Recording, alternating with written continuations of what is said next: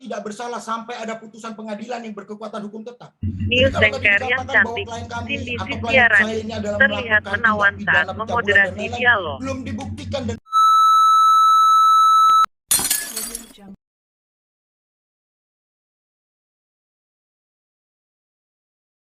atau nanti jangan-jangan malah terdakwa tidak bisa dibuktikan bahwa memang melakukan kekerasan seksual.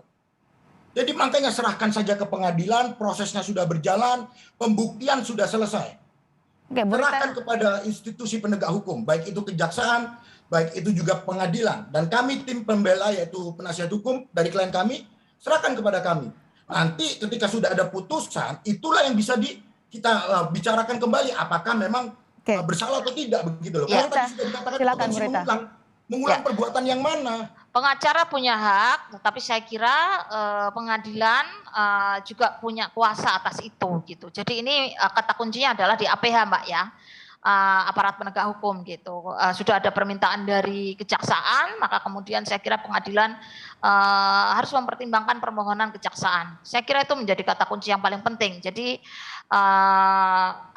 kebijakan dari pengadilan itu akan menjadi kunci. Itu Mbak. Bagaimana KPI akan mendorong ini, Bu Rita? Ya, kita advokasi dengan beberapa pihak yang memang sebelumnya juga sudah melihat lama kasus ini, melakukan pengawasan. Nanti kita koordinasi dengan beberapa lembaga yang memang sebenarnya sejak lama ada koordinasi bersama gitu. Sudah melakukan koordinasi itu?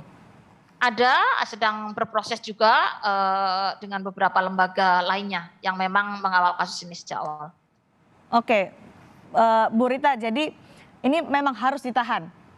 KPAI melihat seperti itu ya, supaya tidak ada potensi mengulangi kekerasan atau kejahatan seksual kepada anak seperti yang dituduhkan kepada pemilik dan juga motivator di sekolah Selamat Pagi Indonesia. Bung Jeffrey, apa jaminannya bahwa tidak akan melarikan diri, tidak akan mengulangi perbuatannya lagi? Karena ini adalah ada asas keadilan yang harus dipenuhi karena ancaman hukuman juga 15 tahun penjara. Baik, kalau ditanya apa jaminannya, kami sudah menjalani itu, Mbak. Yang pertama, klien kami tidak pernah menghalang-halangi proses penyidikan. Pada saat masuk di pengadilan, klien kami tidak pernah absen dalam setiap proses pemeriksaan persidangan. Oke. Jadi apalagi yang perlu kami tekankan dan kami buktikan. Tapi begini, baik dari kepolisian, kejaksaan, ataupun pengadilan. Nah, kewenangan kejaksaan itu pada saat tahap 2, bukan di pengadilan. Maka kalau tadi dikatakan jaksa sudah mengajukan permohonan penahanan, itu bukan kewenangan kejaksaan. Maka mari kita menghormati proses hukum yang masih berjalan di pengadilan negeri. Tolong dong jangan berasumsi begitu loh. Bu Rita, jaminan itu cukup untuk bisa memberikan keadilan bagi korban kekerasan seksual ini?